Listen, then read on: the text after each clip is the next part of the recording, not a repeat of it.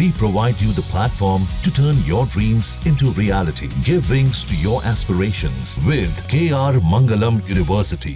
Operation Sindoor में भारतीय सेना ने कई नए हथियारों का इस्तेमाल किया। कुछ हथियारों के नाम आप पहले से ही जानते हैं, लेकिन आज हम एक ऐसे हथियार के बारे में आपको बताने जा रहे हैं जिसका इस्तेमाल भारत ने पहली बार इस ऑपरेशन में किया।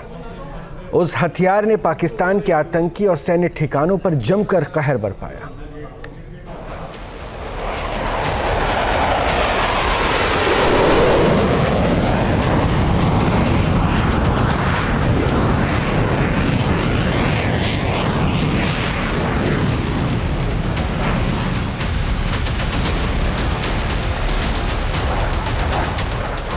भारत ने पहलगाम हमले का बदला ऑपरेशन सिंदूर से लिया।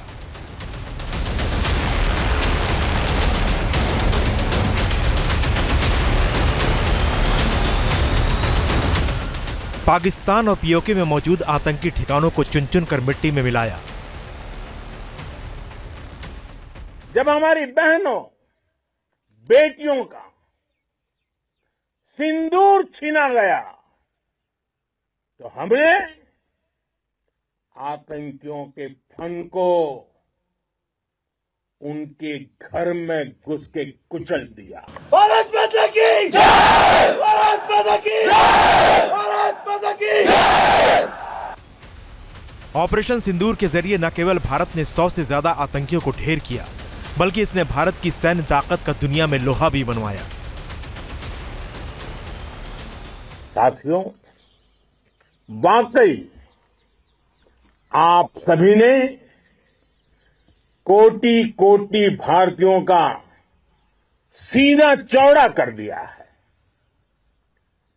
हर भारतीय का माथा गर्व से ऊंचा कर दिया है। आपने इतिहास रच दिया है। पाकिस्तान के खिलाफ 4 दिन की इस छोटी सी लड़ाई में विश्व ने भारत की मिसाइल शक्ति का भी लोहा माना।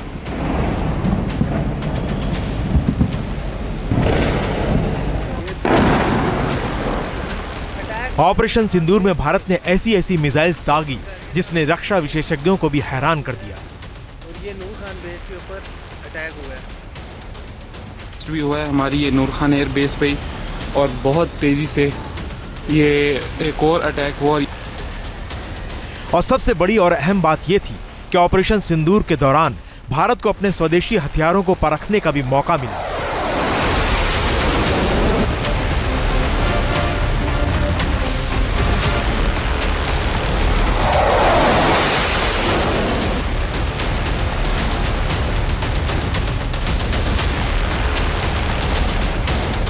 जिन मिसाइल्स का भारत ने सिर्फ परीक्षण ही किया था, उन मिसाइल्स ने असल जंग के मैदान में अपना जौहर दिखाया।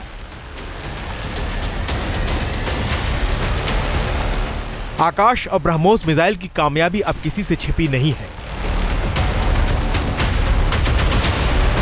ब्रह्मोस मिसाइल ने ऐसा कहर बरपाया कि पाकिस्तान त्राहिमाम त्राहिमाम करने लगा।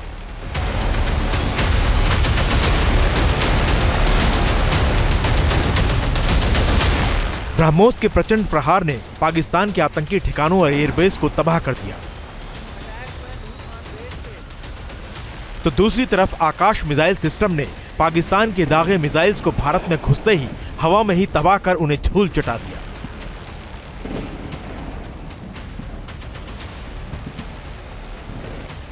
ऑपरेशन सिंदूर में भारत ने कई नए हथियारों का इस्तेमाल किया।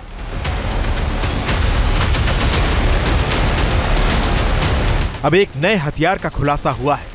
रक्षा सूत्रों के मुताबिक भारतीय वायुसेना ने ऑपरेशन सिंदूर में एक नई मिसाइल का इस्तेमाल किया।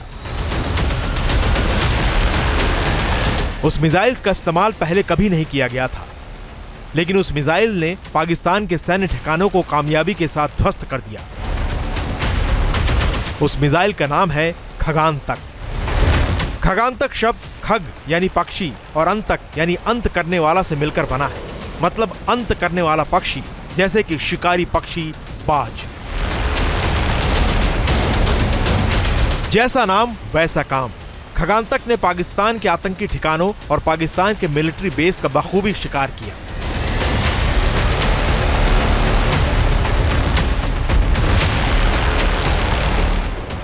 भारत ने पहली बार खगानतक मिसाइल का इस्तेमाल युद्ध में किया, लेकिन अपने पहले ही टेस्ट में ये 100% अंक के साथ पास हुआ।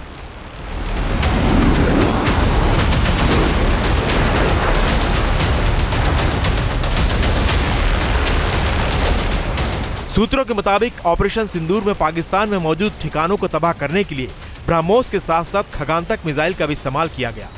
खगानतक मिसाइल का इस्तेमाल पाकिस्तान में कौन कौन से खास ठिकानों पर किया गया, इसका खुलासा अभी तक भारतीय सेना ने नहीं किया है। इसे अभी गुप्त ही रखा गया है।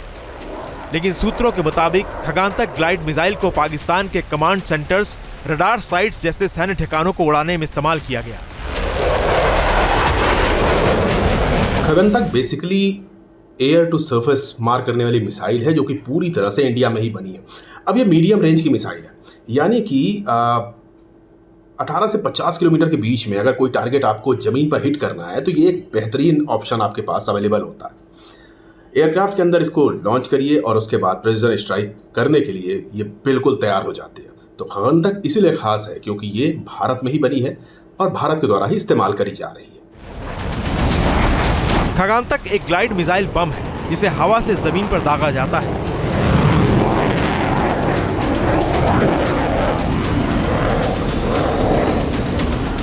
इसे जमीन से फायर नहीं किया जा सकता है। इसे पहले लड़ाकू विमान में फिट करना होता है।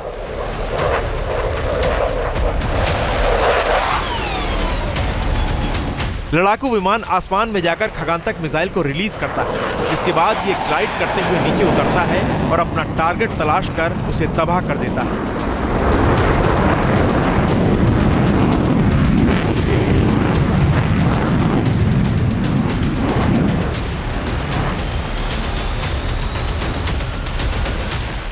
खगानतक को 12 किलोमीटर की ऊंचाई से दागा जाता है। ये 0.8 मैक की गति से अपने टारगेट को हिट कर सकता है। ये 180 किलोमीटर की दूरी तक अपने टारगेट को भेज सकता है।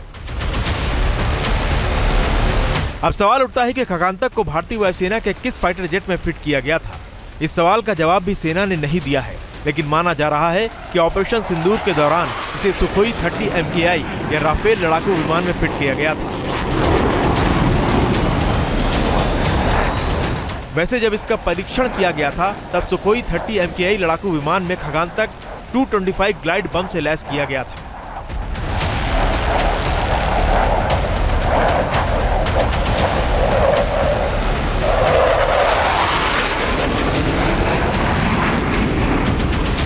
खगानतक एडवांस्ड एरोडायनेमिक फीचर से लैस है। ये अपने टारगेट को तलाशने के लिए आर्टिफिशियल इंटेलिजेंस का इस्तेमाल करता है। यही वजह है कि इसका निशाना बिल्कुल सटीक होता है।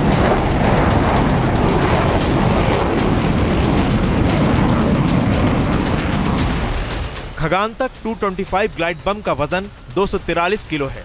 इस बम में 108 किलो तो केवल विस्फोटक वॉर हेड है। इस बम का डिजाइन ऐसा है कि ये रडार की पकड़ में आसानी से नहीं आता है। इसमें विरूपाक्ष AES से रडार और दूसरे स्वदेशी उपकरणों को फिट किया गया है। ये दुश्मन के किलेबंद बंकरों, कमांड पोस्ट और सैन्य पोस्ट को तबाह कर सकता है। खगानतक 225 ग्लाइड बम भले ही हल्का है, लेकिन इसकी लंबी रेंज और स्टील्थ क्षमता इसे बाकी बमों से अलग बनाती है। खगानतक अपने टारगेट से एक सुरक्षित दूरी से निशाना लगा सकता है। इसकी इसी खूबी की वजह से भारत के लड़ाकू विमानों ने पाकिस्तान की सीमा के अंदर घुसे बिना अपने टारगेट को कामयाबी के साथ नेस्तनाबूद कर दिया।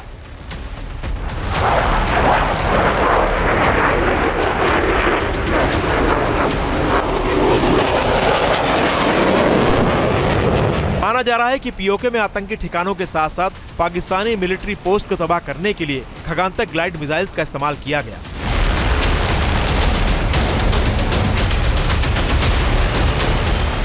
खगानतक की एक और खास बात यह है कि ये पूरी तरह से स्वदेशी है। खगानतक मिसाइल का निर्माण देश में ही किया गया है। खगानतक को नागपुर की प्राइवेट कंपनी JSR डायनेमिक्स ने भारत इलेक्ट्रॉनिक्स लिमिटेड BEL के सहयोग से बनाया है। खगानतक को पहली बार साल 2020 में लखनऊ में डिफेंस एक्सपो में दिखाया गया था। भारत ने खगानतक मिसाइल के छोटे वेरिएंट का ही इस्तेमाल किया है। इसका एडवांस्ड और बड़ा वेरिएंट भी तैयार हो चुका है। खगानतक का एक और वेरिएंट है जिसकी रेंज 297 किलोमीटर है और वो 146 किलोग्राम वजन का विस्फोटक ले जा सकता है। भारत की पराक्रमी सेना ने ऑपरेशन सिंदूर में अपनी शक्ति की सिर्फ झलक ही दिखलाई है। भारत के जखीरे में अभी कई ऐसे हथियार हैं जिन्हें इस्तेमाल तक नहीं किया गया है।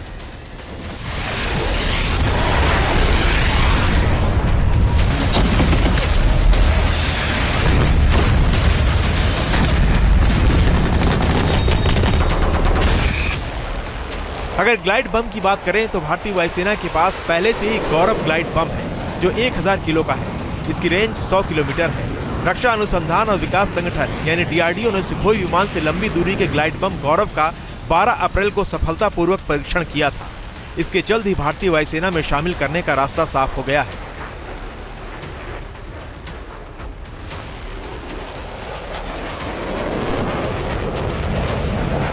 ऑपरेशन सिंदूर में खगानतक ग्लाइड बम की कामयाबी ने सेना की ताकत को बढ़ाया है। लंबी दूरी के ग्लाइड बम के विकास से सेना की मारक क्षमता में भी काफी इजाफा हो गया है। साथ ही भारत की स्वदेशी डिफेंस इंडस्ट्री के हौसले भी बुलंद हैं।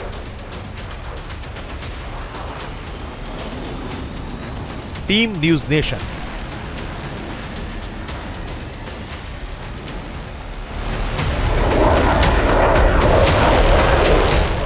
न्यूज नेशन अब व्हाट्सएप पर। खबरों की ताजा अपडेट के लिए न्यूज नेशन के इस क्यूआर कोड को स्कैन करें।